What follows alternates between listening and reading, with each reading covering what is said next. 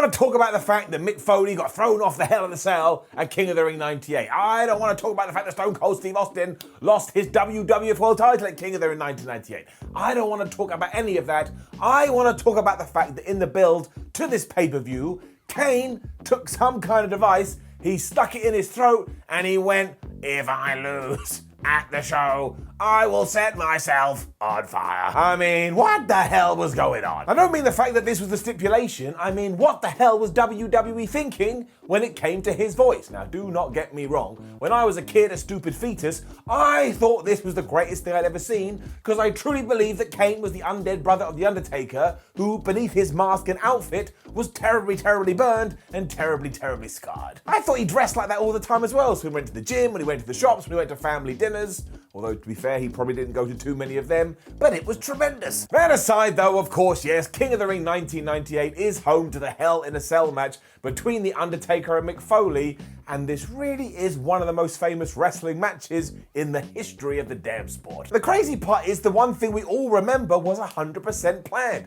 because as Mick sat down to watch the first ever Hell in a Cell between Shawn Michaels and The Undertaker, he turned to Terry Funk, who had joined him, and he was all like, "Man, how am I going to make this one stand out? The Bad Blood 1997 thing is so good.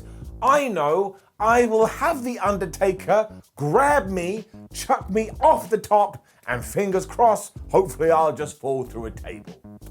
That is mad. Let's think about this logically too. Foley isn't a stuntman. Foley wasn't able to practice this beforehand. And if you go and watch it right now, and you should on Peacock or the WWE Network, you will see how close his head comes to that steel barrier. And if Skull goes into that thing, well, we may be telling a very different story today. Because the story isn't in the fact that he actually got this right, the story is in the fact that he didn't get this wrong. Because if you got some kind of statistician and you said, "Oh man, work out the numbers," they would have gone, "You absolutely should not be launching a human being from there because my stats and numbers say," that's me doing the stats and numbers, "that he's gonna be dead." As for the second bump, well, let's just say that Foley was a lucky pup because nobody thought that one was going to happen and they just assumed that the steel mesh would hold. For goodness sake, you've got Mick Foley and The Undertaker up there. Why didn't someone go and test it? So even though Mick was meant to land on top of the cell after that chokeslam, instead he went through it, and the impact was so devastating, even The Undertaker, the flipping Undertaker, the dead man, the zombie, was all like, "Oh, I think I've just made a terrible mistake," and Mick Foley may be deceased. Do you want to know why WWF rings were made softer after this? It was because of what had happened. Everybody looked at it and thought, "Man, that was absolutely disgusting. Let's ensure that we never do anything like that again." That's barely all of it too, but we shall talk about it later. And it kind of destroyed your brain that this was only the second Hell in a Cell match that we'd ever done. Honestly, I must have seen it 572 times, and it just never gets old. What else can we say though? It must have been incredible to see it live, and 17,000 people in Pittsburgh did do that, and around about 325,000 people saw it on pay-per-view. But let's go to the King of the Ring 1998, and let's up those downs. Right, I tell you who I feel sorry for when it does come to the King of the Ring 1998. Everybody that is not called The Undertaker or Mick Foley. Because honestly, give it a second. Sure, you remember Stone Cold Steve Austin versus Kane, but try and come up with another match. Your brain just goes, "Oh my gosh, Mick Foley got chucked off the top." You're like, "Oh, yeah, he did." No one else even matters. This is even worse for our opening match because we're told we didn't even plan for this. We just threw it together at the last minute. And the proof of that is that it's Taka Michinoku and the Headbangers taking on Kai and Tai. But I tell you this, I had a rollicking good time up. This was mostly down to Taka and Funaki, who give you a window into 2021 wrestling, because they are just going at 100 miles an hour and pulling off moves that you never saw in the World Wrestling Federation. And Dick Togo gets in on this. He does that sliding under the ring into a Hurricane Rana thing to the outside. Nobody was doing the sliding under the ring Hurricane Rana flippy-doo-dah to the outside in 1998, at least not in WWF. It would have blown your mind. And it did me, because once again, stupid kid. Boston Thrasher are crazy over too. I mean, at one point they just bounced on the ropes, and everyone's like, "Oh my God, they bounced on the ropes." So no wonder a couple of hours later they lost their mind when a human being was launched into space. Finish comes after Taka pins Funaki with the Mushinoku driver, which makes all the sense in the world. And I was pleasantly surprised by this. And we don't talk about Taka Michinoku enough. We all know that Funaki is SmackDown's greatest announcer, but Taka, man, that boy can go. We then found out the true meaning of all the bizarreness behind King of the Ring 1998. Good grief. Because out comes Sable to introduce Vince McMahon and his stooges, and just as she's about to leave the ring, Pat Patterson slaps her on her ass. So Sable turns around and she slaps Pat Patterson around the face as Jim Ross says, oh, that's uncharted territory for Pat Patterson, because of course Pat Patterson was gay. Late 90s WWF, everyone. Vinnie Mac, though, proceeds to get the microphone and he just goes on and on forever. He's going, Stone Cold's going to lose his title. Kane's going to be the new champion. Let me tell you about this holiday I took in 1988 that I would describe as mediocre. It makes no sense why you would put this onto the pay-per-view, but as it turned out, WWF had a bunch of injuries. They had to cut a bunch of matches and cut other matches short, so they needed to fill time so the pay-per-view providers wouldn't be mad, and apparently this is all they could come up with. And yes, it is true because Austin was dealing with a staph infection. I mean, he'd been hospitalized in the days before this, and Undertaker essentially had a broken foot, but I did not need a 42-hour-long promo, and I definitely didn't need 2 replays of Pat Patterson smacking Sable's ass. This was painfully dull down. And then remembered that this is the King of the Ring. And I know that sounds dumb, but I will describe my brain's process when I think about this event. But out comes Ken Shamrock, and out comes Jeff Jarrett,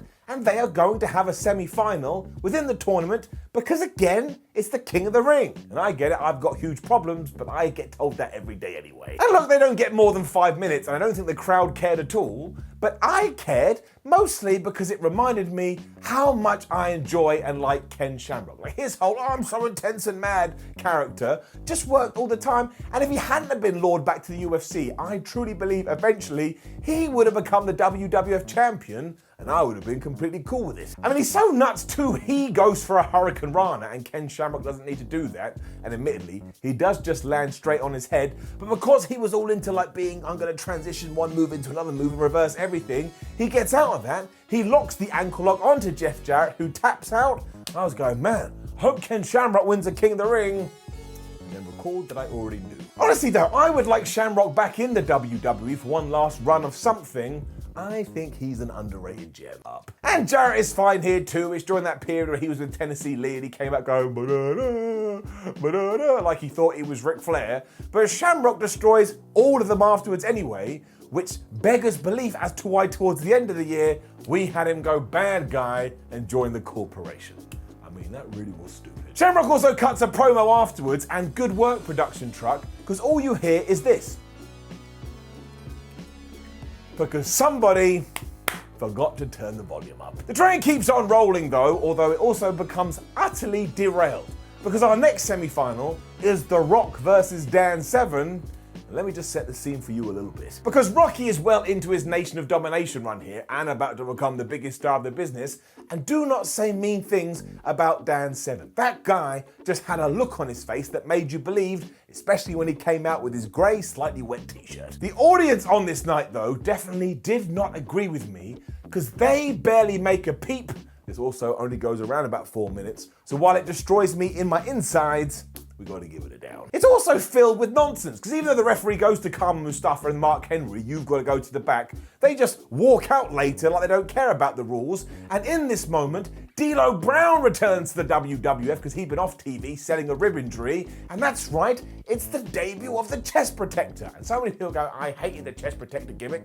I'm like, what is wrong with you? We still talk about it today, so we must have done something right. He does hit a massive frog splash though that allows The Rock to get the win, and Jim Ross, knowing it's going to be a big story, is like, oh my gosh, chest protector. He's wearing a chest protector. But also, let's zoom forward to the modern day. How did this thing finish? By distraction. You've also got this horrible problem that we missed what the actual story is here, and that's the fact that Dan Severn just got beaten, which never happened. It didn't happen in wrestling, it didn't happen in mixed martial arts, but nobody barely says a thing, because when it comes to 1998 Dan Severn, nobody cared. Well, I cared, Dan, and I always will. We then took this idea of silliness, threw it out the window, had it evolved, and it came back as something else entirely. Although, to be fair, what did follow has a finish that is so stupid, it kind of became a little bit famous. Because it is the team of Too Much, who are soon going to become Too Cool, taking on Al, Snow, and Head. And this is when you realize, or at least remember, the King of the Ring had way too many stipulations. Because here, if Al's going to lose, he has to leave the WWF forever. But if he wins, he's going to get a meeting with Vince McMahon. Now, the issue, apart from the fact that 98% of all matches on this night do have stipulations, is that 1, Sable had recently left the WWF forever, but now she was back, and 2, Vader had lost a "you can never wear your mask again" match, and as you're about to see in a few minutes, Vader was here, and he was wearing his mask. So if you truly believed that Al Snow was going to lose and leave the WWF forever, well, you just way too gullible. It keeps getting more and more bonkers as well because there's another stipulation, because we have a special guest referee, because just before the match is about to start, Howard Finkel goes, "I have just been told we have a special guest referee, and it is, dun dun dun dun, Jerry the King Lawler." Because he stands up from the commentary booth, proud as punch, and of course we were doing this because Jerry Lawler is the secret dad of Brian Christopher. I mean, it wasn't a massive secret, but that was the joke. From here though, we kind of take a 180, because not only is Jerry the King Lawler doing that whole "I'm a bad ref" gimmick, so he's doing 1, 2, 3 fast counts and refusing to do any kind of pinfall when Al Snow has it won. The entertaining end to this, if we can call it that, well, it just tickles me. For starters, we have a hot tag 2 head, so try and work that one out. And because it is the legal thing, Brian Christopher goes outside the ring, he finds a Head and Shoulders bottle, he attaches that to head, which of course means it now has shoulders, and he pins it for the 3 count. I mean, who the hell came up with that? However, you know that whole, "oh man, it was so bad, it was actually quite good"? I think that sums this up. I mean, even Jim Ross is horrified, because he basically goes, "that was the shittest thing I've ever seen," but I certainly wasn't bored, and I couldn't quite believe that anybody had allowed this to air on my television. So I had a great time, even though it was absolute pants. I'm giving it up. A totally different vibe followed because it was X-Pac versus Owen Hart. And I'm sorry, no matter what universe you enter, that is never going to be bad. As always, when we do talk about X-Pac on Retro Ups and Downs, we have to remind ourselves that here we have a wrestler who totally believed if I take my groin and launch it into my opponent's face, I think I may be able to win. And we've kind of been documenting that here on Retro Ups and Downs, and so far it has caused 0 wins. Despite the fact that these two are great and could have just wrestled for 15 minutes before we got a winner too, instead we had to employ the shenanigans. Because Mark Henry is back out again trying to support Owen Hart, who was in the Nation of Domination here, so to balance it out, Chyna's here too. It doesn't work as Henry still gets the splash onto X-Pac, but then he starts arguing with Chyna and the referee can't handle this, and then all of a sudden Vader is here and he hits Mark Henry with so much force, even he falls down, and then back in the ring, Owen Hart has the damn match won with the sharpshooter, but again the official, this is too much for his poor brain, he's just running around like, oh, I don't know what to do. Chyna then decides, well, I'm just going to sneak away and give Owen Hart a DDT because no one's watching. And my word, this must be the most devastating DDT ever, because around about 5 minutes later, X-Pac makes the pin, the referee very handily turns around, and he counts the pinfall. Honestly, I've never seen a DDT beat anyone that easy. So yes, the ending to this is such a mess, but the core is really, really good, mostly because Owen Hart is an excellent wrestler. And then it was time to waste more time. Good grief. Now, we did use Paul Bearer for this, and I do love Paul Bearer, especially when he's going, "Damn you, Undertaker! Damn you, straight to hell!" Makes me laugh. Unfortunately, he doesn't say anything new, even from a Today perspective, because he just starts going, "Kane had to stay at my house, and nobody knew where he was, and he would watch WWE superstars and want to be a wrestler." I'm not kidding, that's actually what he tells us. Kane used to watch crappy WWE shows. It just goes on too long, though, and it's not pay-per-view material. I was getting bored. Again, I was like, I've heard you say these things 1,000 times, Paul Bearer, even though, yeah, you are entertaining, but it shouldn't be on pay-per-view. Down. Unannounced match number 2 is next. This is kind of bad. The major reason for this as well is because you have Bart Gunn and Bob Holly, who have been dubbed the new Midnight Express. And we know when it comes to professional wrestling, you cannot be the new of anything because the fans look at you and say, well, you're a pile of crap. Why are you the new something something? Why don't you be the first you? I mean, why would anybody want this on their shoulders either? Imagine someone debuted today and they were the new Stone Cold Steve Austin. they'd probably be killed. They are the NWA Tag Team Champions, which is really strange to see because the Attitude Era is in full effect, and they're also taking on the New Age Outlaws, who are the WWF Tag Team Champions. And this was kind of nice because we were reminded, oh yeah, Billy Gunn and Bart Gunn used to be a tag team, so at least the past meant something. Today, someone would say something stupid like, I don't think they've ever even met before, and I have to sit here like, I saw them wrestle last week. The final few minutes too, I swear WWF just didn't have any new ideas. Because Jim Cornette hits Billy Gunn right in the head with the title, and then all of a sudden, Chyna is back out, and she's just stopping everyone from doing anything. She also smacks Cornette right in the balls, which allowed the New Age Outlaws to hit a double T move on Bob Holly, and they just win. And I can imagine Bob just staring up at the lights, thinking to himself, man, first I was a racing car driver, now this, what the hell is next? The next time you do indeed watch King of the Ring 1998 though, just skip this. It's not worth your life, and it absolutely is not worth your time.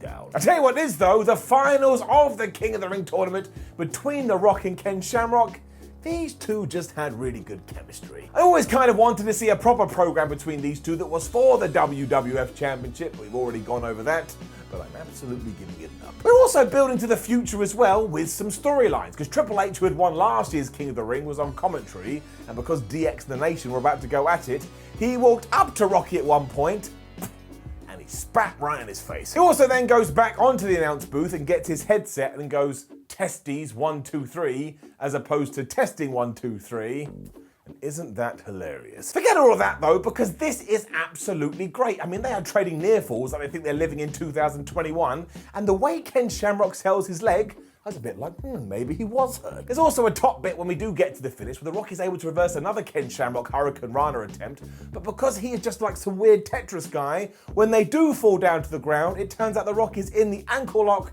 and like everybody else throughout this year, he damn well taps out, meaning that our 1998 King of the Ring is Ken Shamrock. So don't you come around here saying, I don't think they were ever going to push Kenny. They absolutely were.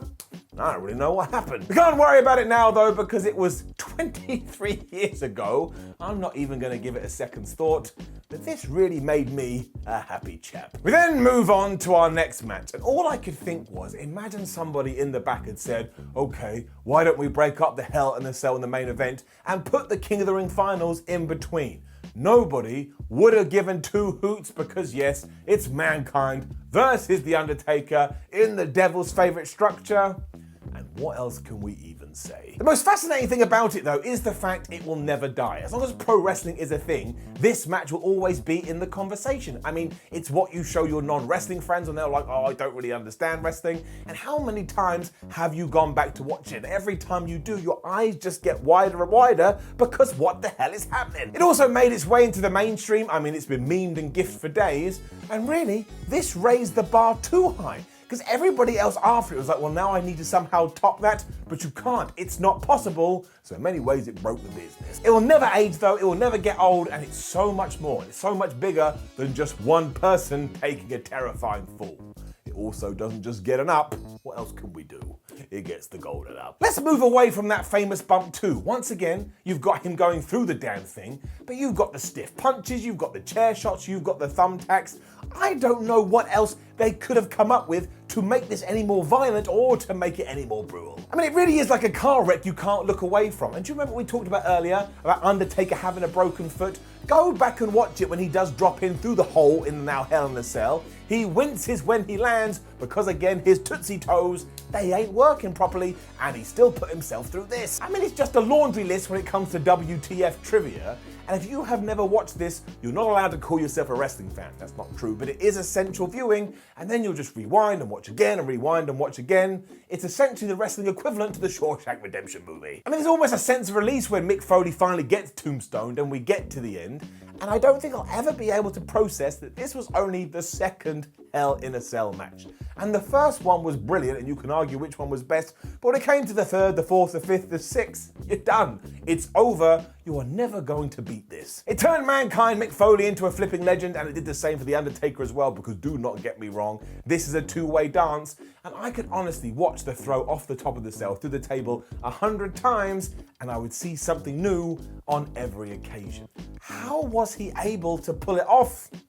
We ain't ever gonna know. Hilariously too, Stone Cold Steve Austin and Kane have to follow this. Now actually it turns out alright, because WWF had a sleeve up its arm, whatever the hell you do, because in 1998, everybody just wanted to see Stone Cold Steve Austin. Didn't matter what had happened before, didn't matter what was gonna happen afterwards, they wanted that glass to break and they wanted to go, oh, my hero is here. So actually, all this is pretty good. It was quite a struggle as well because, as already said, Austin had been hospitalized before this with a staph infection. Do you know how we got round it? Of course you do.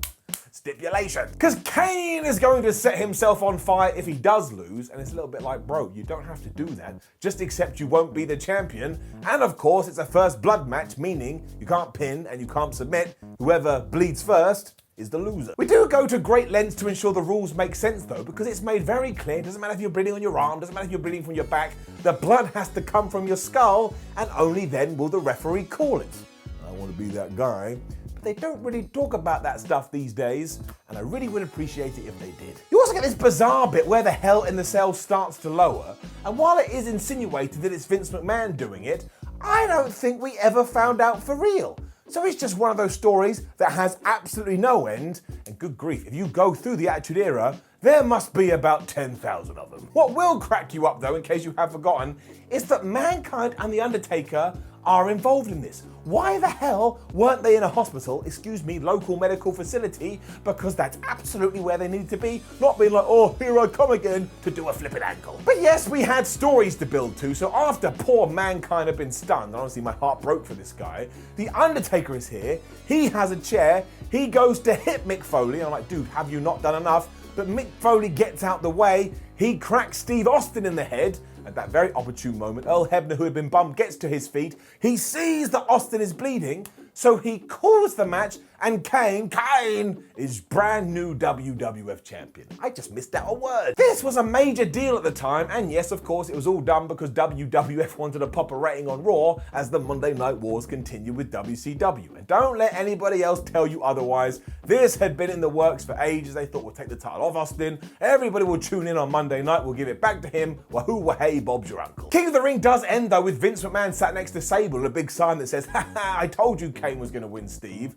And my word, we were about to go all in with this feud. It would also set up Austin versus The Undertaker at SummerSlam 1998. And hopefully one day we can talk about that because I love that match for reasons maybe one day I'll be able to tell you. And I actually think all of this, the show that is, was pretty good. I mean, it lives and dies on those last 3 matches, but you've got Kane and Mankind and all the craziness. When you do finish it, you pretty much feel sport entertained, which is why overall, I also want to give one last shout out to Mankind and The Undertaker because again, they'd already been through literal hell basically and still came out to do what they had planned to do.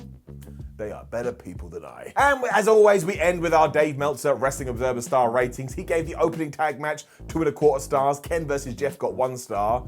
Rock versus Dan got -0.5 star. Too Much versus Al Snow and Head got -2 stars. X-Pac versus Owen got 2.25 stars. The Midnight Express versus the Outlaws got 1.5 star. Ken versus Rock moving up in the world 3.25 stars. The Hell in a Cell 4.5 stars. On our main event, 3.25 stars. So make sure you let us know if you agree with any of those in the comments and also suggest your choices for next week's Retro Ups and Downs, and I'm keeping an eye out for all of them. Then please do like the video, share the video and subscribe. Make sure you head over to WhatCulture.com where you can read articles like this. Come say hello on social media, and we got a bunch in the retro catalogue. Take yourself back in time, give them a click, and see if you agree or see if I'm going to make you mad. My name is Simon for WhatCulture. Make sure you have yourself a lovely little day, and I will see you when I see you. I don't know what this is. Like a bushwhacker. I miss him.